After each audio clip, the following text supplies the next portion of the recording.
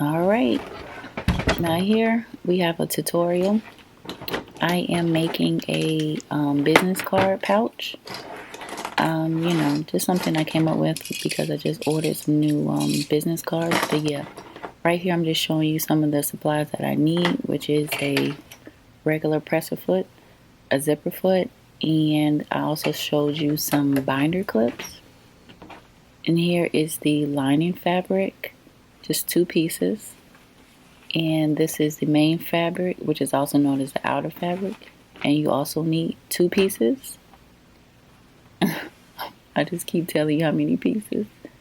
But yeah, right here I'm measuring it. I actually cut it 6 inches wide, 5 inches in height, both for the outer and for the lining pieces.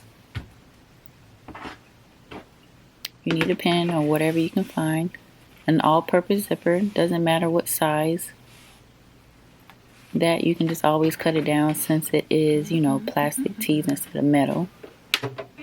And then of course you can hand sew it, or if you have a sewing machine, it'll be better to use a sewing machine. And here I'm just showing you the business cards, the new business cards that I ordered.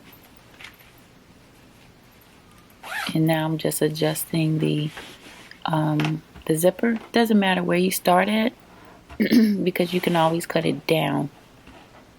So, you know, you're fine as far as right now. So you always put your outer fabric at the bottom. The zipper is at the top facing down. And you always put your lining fabric at the top and basically sandwich it together. I always use binder clips because they hold much better than the pins. And plus with the pins, they keep sticking me and I don't have time for that. I just prefer the binder clips. It's just easier. Here I'm just sewing them together, cutting off the strings. I cannot stand those strings, and that's what it looks like. And then of course if you fold it over and top stitch it, that'll, you know, make it cleaner. But of course you have to do the other part. So you just make sure you line up the fabric. Outer fabric always at the bottom, and then you put the coordinating lining fabric with the correct print facing down, basically facing the other print. Now if you are an advanced sewer, you can do it like that where you open up the zipper in order to sew it. But if you want to be more precise, then it's just better to keep the zipper closed and then just sandwich it in with the binder clips and then go ahead and sew it together, which I'm doing right now. Yep, just sewing and sewing and sewing. I guess I'm kind of out of the frame, huh? I guess I'll work on that. You know, yeah, I'm new to this, so work with me. So yeah, I'm just showing you what it looks like once you open it up. You don't have to worry about the zipper pull until it's time to close it in. This, I'm just doing a top stitch on the first side. You always do it on the outer part of the fabric, the main fabric. Snip off the excess, and then I had to get my little scissors to get a piece of thread.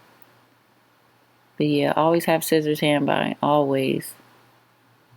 That is a must, as well as a seam ripper. But let me stay on subject because I am known for rambling. So, and then I'm just top stitching the other side, stitching off the threads, the loose threads. Cannot stand those things. Aggravate me so much. But anyways, just still cutting out thread. And then with this particular project, it only takes about 20 minutes if you're using a sewing machine. Probably about a good 45 minutes if you going to hand sew it. And then that was just me showing you the top stitch. And now you put the outer fabric face down, but of course pull that zipper in the middle, the zipper pull in the middle, because once you sew around you want to be able to open and close it. Okay, so I'm just getting that together right now. Okay, get a giant binder clip to hold all of that because you know the fabric is kind of thick at the top. I just like to cut off a little bit more of that zipper on the end. Okay, And then now I'm going to take my pen and create like an even border, if that makes sense. I just want to make sure that it's not lopsided, and looking crazy. So if you don't have, the grid on your table, that's fine. You just need a ruler and then just measure all the way from left to right. There I'm just showing you where I'm going to sew at for the bottom, and now I'm going to have to do the left and the right sides, but of course you just leave the top alone because that's where your zipper is, and that's your open and close entrance. And now I'm just measuring out the other side. I just want to make sure it's even all the way around. So it's always better to cut your main fabric and your lining fabric bigger because you can always cut it down to whatever size at this point. Makes it a little easier because once it's too small, then that's it. You're going to have to start all the way over. And then I'm just showing you how the cards are going to fit, because once you sew it on the outside and then fold it back in, it kind of takes up a little bit more space, so you have to be mindful of that. Takes up some of your seam allowance. Here I'm just showing you how you can put a label in. This one is a BJunkie label. Oh gosh, I'm always dropping stuff. But anyways, I'm just showing you this is the option where you can put your label in. But I'm not putting it in the label because I need to make some brand new ones with the BAGJunki Shop on there, or at least BAGJunkie. I don't know what I want to do yet. But yeah, those are my favorite scissors. Gotta keep those bad boys together. And yeah, that's my little junk tray, my little go-to tray. But anyways, I'm gonna go ahead and start sewing all the way around. You can do it in sections where it's just one continuous sew, or however you want to do it, whatever works for you.